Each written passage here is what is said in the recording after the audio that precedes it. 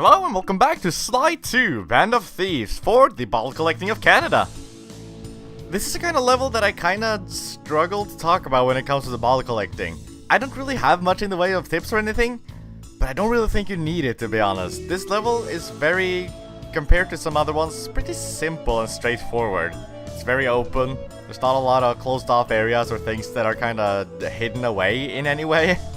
I don't know, all around, I feel like starting from level 3, the second indie mission, collecting the bottles kinda just gets gradually simpler and simpler. In fact, unless you're really hell-bent on getting the power up from the safe immediately, you might want to think about a different approach when collecting the bottles. I've actually never personally really tried this before myself, but maybe it could be fun to just go through the missions as normal and just collect the bottles that you pass by on the way. Because the bottles are placed in such a way that if you just run around and do everything you're supposed to do, chances are you're probably gonna get by most of them. I don't know, it's not something I'm very experienced with myself because I always like getting it all in one go. But I did it to an extent when I played on the Vita version. But yeah, that could be an interesting approach. Especially if you're not really the kind of guy to be very excited about the bottles. Some people don't like collecting them and I perfectly understand why. Even though I of course like it a lot. But with all that said, I want to make it clear that I'm not using words like simple or easy or anything as necessarily anything negative at all. I like this level quite a bit. I think it's really fun and really interesting. And not to mention, quite memorable. I love the trains driving around and how you can really actually interact with them. They're a very integral part to how your missions are gonna go on forward. It's nice. I like trains, okay? And the aesthetic is fine, I guess. I'm not usually a huge fan of snow places, to be honest. I live in Norway. I have snow from November till March. So I kinda get my dose just from real life. I don't need it in video games as well, but hey. I think probably the worst part of this level is just that it's kind of bland, to be honest. I feel like pretty much every level in this game are memorable in their own ways. And this is no exception, it's just kind of a weaker example in my eyes. But to clarify, saying that it's really mostly about the aesthetics. When we get down to the missions, that's where this level really shines. I could pretty much name all the missions in this level on the top of my head just because they're all unique and interesting. And even though I haven't really said this out loud too much, that's not something you can say about every level. But that's pretty much all I want to say about this level that aren't, you know, kind of spoilery territories that we're gonna get into very soon. Instead, sometimes I like talking about things that are completely irrelevant. There's specifically been one thing on my mind lately, because I was actually thinking of starting this whole thing by saying like, welcome to Canada, the first place where it actually makes sense for everyone to be speaking English. But then I started thinking about it. Why are people speaking English? And it's actually pretty obvious, it's just because people are international here. Even just the Claw Gang are based all over the world in completely different places, with completely different languages. So in asking the question, why is everyone speaking English, it actually makes more sense to ask, why would they speak their own languages in these situations? And you know, I'm not gonna say that I've dug super deep into this or anything, it's really just been kind of a passing thought. And I did come up with one and only example where it does make more sense for this person to be speaking their own native language, rather than English if that isn't their native tongue. And that's General Clawfoot from Prague. And guess what? He didn't speak English, so it made perfect sense. I don't know, maybe this is entirely obvious to everyone else but me, but I started with this stupid joke saying like, welcome to Canada, bada bada bada. And then thinking about it, it started to make less sense and I just didn't want to say it after all. On the topic of nationalities though, it's kinda interesting to talk about Slice, to be honest. Because it's never been confirmed where Sly was born, but we can guess our way to it. From what I've seen, most people seem to agree that Sly is probably an American. And it's not entirely easy to say whether this would be from Canada or the US, but it's probably from the US, and that is simply because of his accent. Most people being from different places have different accents, and to be fair, I guess Jean Béjean doesn't sound strictly Canadian, to be honest, but I shouldn't take much of a stance on that because I'm not very familiar with Canadian accents. Really, my only real experience with Canada and their accents are from Trailer Park Boys, and I don't know.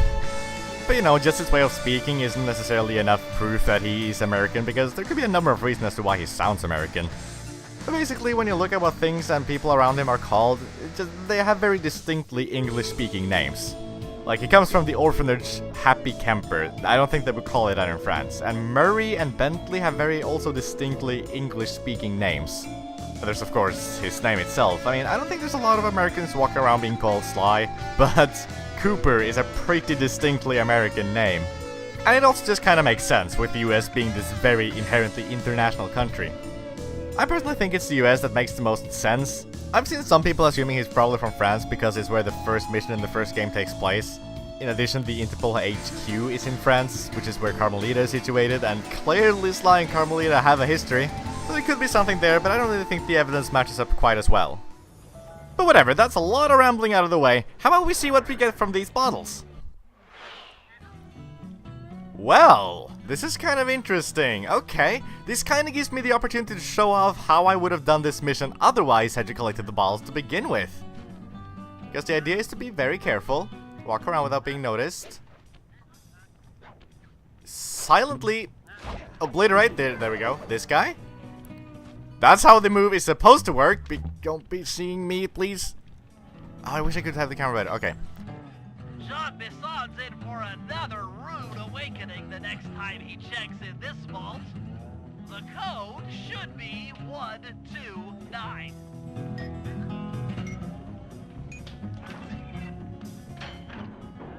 With that, we have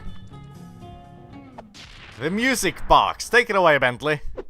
You've gotten the music box move. You got the music box move! He's so excited about this one. And understandably so, because this is actually a really, really good move.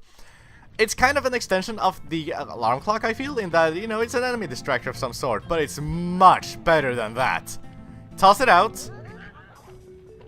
Enemies will be curious about it, just like with the clock, but they'll instantly fall asleep. This, along with the silent obliterator, it's a deadly combo. Did I just kill 2 in one go? What the whoa. Haha, cool, okay. Yeah, that's how easy this shit was if you just have the music box. It's pretty nice. It's a very, very handy move. Honestly, I dare say it's one of the most useful moves that you can have, by all means. And it's kind of weird, because I wouldn't expect that from just a simple, everyday, kind of a tossing thing move. I don't know.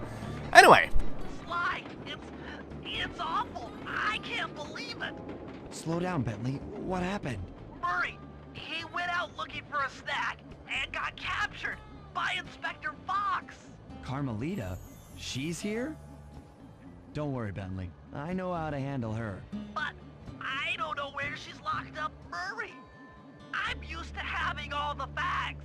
Calm down. Carmelita's not cruel like the Contessa. I'll follow her without being seen. She's bound to check on Murray sooner or later. Okay, that's a good plan. Just don't get caught too. I don't want to be alone again. That is actually such a sad statement that Bentley has there. Like, wow. But anyway, Carmelita's here, and I gotta say, I like her hat. It's cute. Let's get a better look at it, actually, while she's just standing around. We're supposed to stalk her, kind of tail her a little bit. Again, getting those serious Assassin's Creed vibes, but... Again, well, this game was released before any Assassin's Creed, for that matter. So, maybe I'm getting some serious Sly Cooper vibes from the Assassin's Creed games, but I don't know. Doesn't matter. Carmelita, for some reason, has a different light color than the other guys. I guess that's just kind of to indicate that she's special, you know? You don't want to get caught by her. I believe it'll end the mission and you need to restart from some sort of checkpoint. She's, however, very forgiving about it. But there's something very entertaining I want to show off. I'm gonna make my way a little bit ahead of her. Go on the roof like this, because I know where she's gonna be going right about now. If I'm not mistaken, she's gonna be going down on the lower path there. I'd like to show off using the music box on Carmelita, because she isn't... Okay, can you stop moving over to difficult places? I want her to be on this path here. She's gonna be on this path at some point, I'm certain, so I'm just gonna... guess I'll go ahead. Also, that's kind of dangerously close to the hideout. I can't help but imagine Bentley just sitting in there kind of being a little bit nervous. But I don't know. Maybe it would be better if I could make my way... Oh, freak off. You don't need to be here. There we go. Did that activate more enemies? No. Good. Okay. Let me see if I can... That was pretty good. I got kind of stumped in saying that and talking there for a second because I also had a burp. I kind of got speechless. There we go. Look at this. It's supposed to damage her, but she doesn't take any damage. She doesn't fall asleep, so she just starts jiggling about. It's funny. It's weird. I think you might get a similar effect if you use the alarm clock instead. I haven't really experimented with a lot of other moves. I'm not sure what else would be fun to use. But I don't know, I can't really see anything topping the music box. I think the alarm clock would actually disappear too soon, because the music box stays for a long time before it disappears. I don't know. Let's just look at Carmelita's cute little hat. I always like hats that have the little dots on the top, because it's just adorable. I cannot take hats like that seriously. Also, we already found Mary. I mean, you could just go up here if you wanted to, but it's not gonna help. Because for some reason, it doesn't help that we find Mary. Needs to be her. Hey, criminal. You doing okay in there? I know it's tight, but you won't get shocked if you hold still. I'm okay. And thanks for that bag of jelly beans. I was starving. Won't be long now. Once I bust the other members of your gang, we'll get out of here. I'm grateful for the jelly beans and all, but aren't you on the outs with Interpol right now? I'm an honest cop. Busting the Cooper gang will prove my innocence and show everyone that Constable Neela set me up. You mean Captain Neela? I hear she got promoted. Whatever. Just sit tight. I'm going to look for your pals.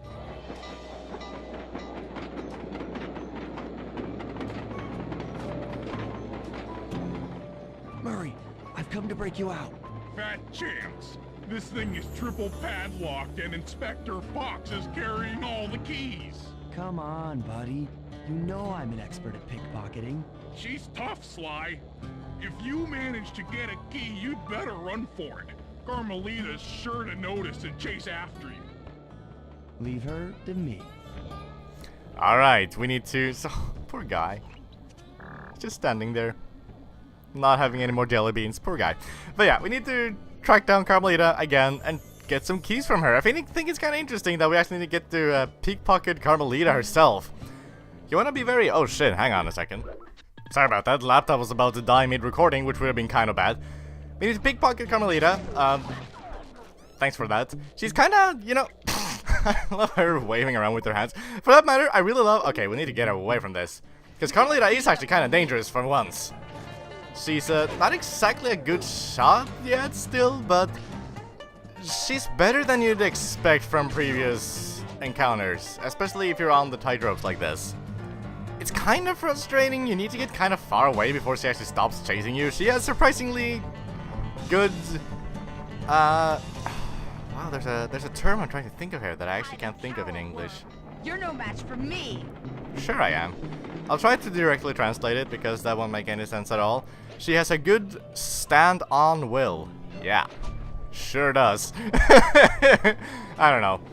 But she's interesting, and I really love how worked up she gets over talking about Neela. She's just like, oh, I'm gonna show everyone that Neela is a terrible person or something. She just starts shaking her hands wildly. I don't know, I find it funny.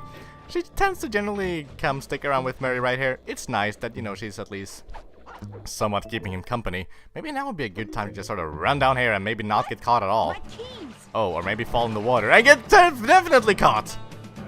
What if I just stand here? Wait, is this a T-pose?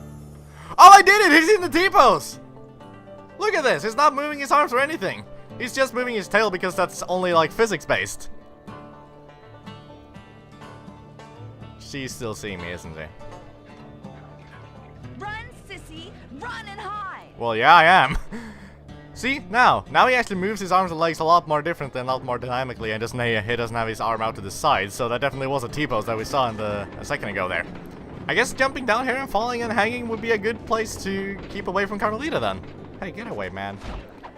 I'm pretty sure you will not be able to silently obliterate Carmelita. That would be kind of crazy. But yeah, we have one more key. Come on, lady. Just work with me here. Actually, that's not what I'm... Well, that was... that was terrible on all accords. Wow. Where... She's all the way over... What the frick are you doing there, Carmelita? Jesus. Okay. What I wanted to do was to try and show the music box again, because now that she's out patrolling, in a bit different way than before, I guess, or now that she's checked on Murray, I don't know, for some reason, just generally, she's a lot more aggressive now than she was a minute ago, and she already was kind of aggressive to begin with, so it's not a good place to start, is it? I would like to try once again to just... Oh, go away. Just sort of get a bit ahead of her, because I want to use the music box. This is a good place, using the tracks. because she will see that as an enemy. What? Oh wait, what? This isn't the music box? Why do I have the alarm clock on? Who uses the alarm clock? You. There we go. She even has her hands out like she's really getting down with her bad self. Alright, this is a good time. She's distracted. Let's get it. What just... Oh, Cooper? shit. Oh no, no, this is bad. Actually, if I would stop going on the things there, I can just sort of smoke bomb. Not smoke bomb. There we go. Run, sissy. Well, no, don't fall down. Ah! Poor girl. Wow, she was just getting screwed over by that She's stuck. She is stuck. Wow. Definitely never seen that before. That's one for the picture books, I guess. If only I had the camera activated. Oh my god. This is pretty funny. Okay, but whatever. Hey Mari, you're a lot more important.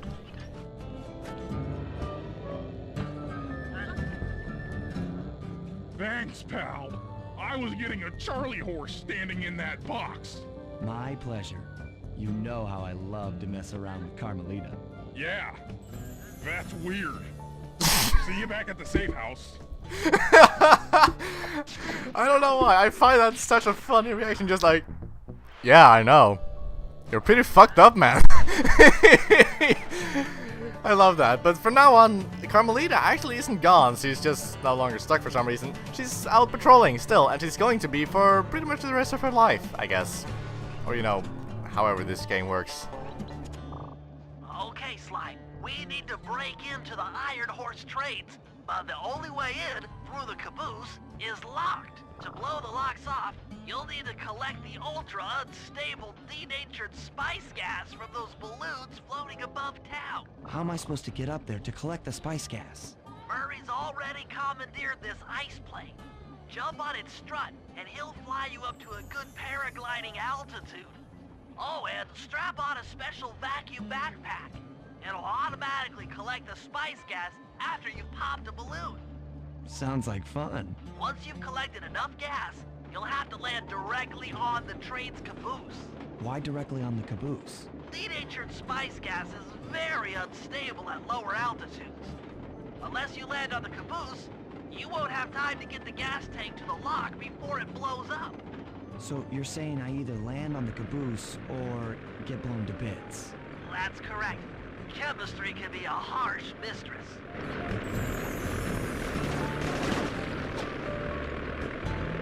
Hang on tight.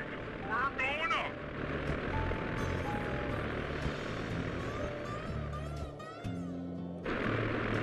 Remember to use your paraglider. Better use the paraglider. Here we go. We have all these balloons which clearly are not rendered aside from this mission. The spice gas is lighter than air. Popping balloons should keep you aloft. And using our paraglider, we're navigating our way towards them, bumping onto them and flying around and having a good time. Or maybe not, because I totally just missed it.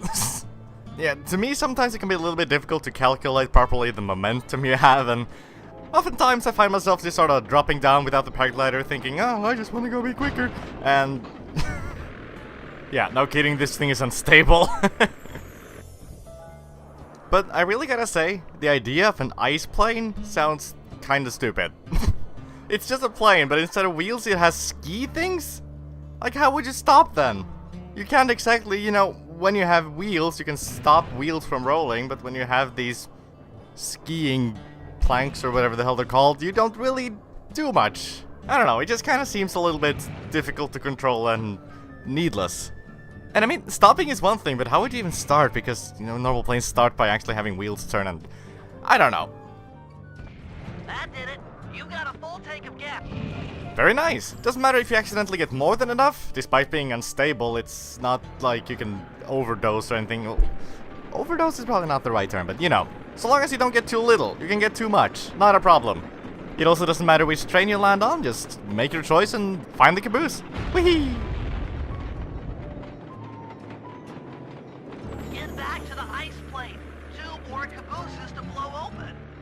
Hey, with a bit of luck, plane is not far away. Train is not far away from plane. Here we go again.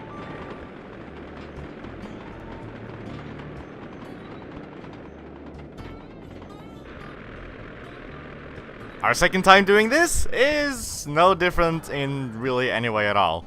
We still have the same amount of balloons, we still have the same objective and everything. The only real difference between these attempts is that you will have fewer trains to choose from, and even that's not a big deal in the slightest, because you need to get all of them anyway. So if you just learn from my mistakes and judge your momentum properly before falling down, and then you will have an alright time. The gas tank is full. Find a caboose and try for a landing. Whoa, didn't mean to do that. Alright, I got a train in sight. What I would recommend doing is remember that turning is very slow in the paraglider, so you can't really do particularly sharp turns at all. You really want to follow the train. You know, obviously, but sort of more directly. Follow it the same direction it's going, is what I meant. At the ice plane. You guys are doing great. There's just one caboose left. I like doing this, look. He jumps off to jump on again. What a doofus. Try not to get blown up. Thanks. If there's one thing these three pals can do, it's to reassure each other in the face of imminent death. You're full up on gas. Target the last caboose. Just gotta turn around so that I'm actually following the train. I have tried a couple of times to, you know, get ahead of the train and try and fly opposite of its direction and fall down that way, but I found it to be very unreliable and very difficult to actually time properly.